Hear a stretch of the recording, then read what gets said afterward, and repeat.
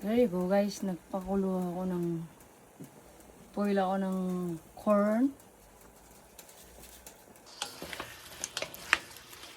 Okay guys, pirituin na natin yung shrimp. Okay. And then yung konting seafood.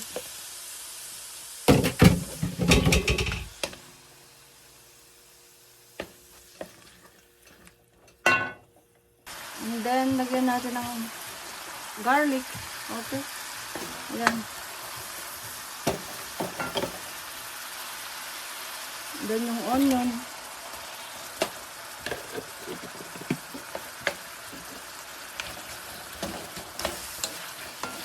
Mix it. Simputain natin. Then, maglagay tayo ng crab meat. Ayan. Mix it again. Okay. Lalagyan natin ng tomato paste. Okay. Ay.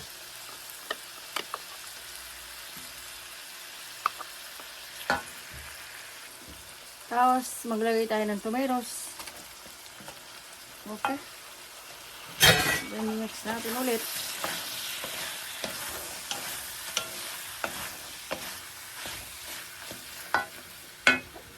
And then, lagay natin yung konting lagay tayo ng konting vegetable mix.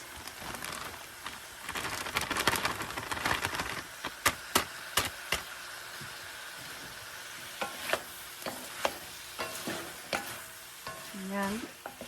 Gisa-gisa lang ng konti. And then guys, lagay na natin yung shrimp. Okay. Ito. Lagyan natin ng sesame oil. Tapos, lagyan natin ng little bit of yum-yum. Ayan. Little bit lang. Para lalong masarap. And then, yung pang pinali, lagay na natin. Ito, may corn. Kasi baka masira, kaya inuto ko na ngayon, guys. Ayun. Lagyan pala natin ng konting ketchup. Lagyan natin ng banana sauce, yung binigay ng sa aking my friend. Jo, salamat kay akong Tebisa. Ayun, linagyan ko na ng banana sauce para lalong sarap. Tapos mix natin this seafood with corn. Thanks for watching guys. God bless. Nilagyan natin ng konting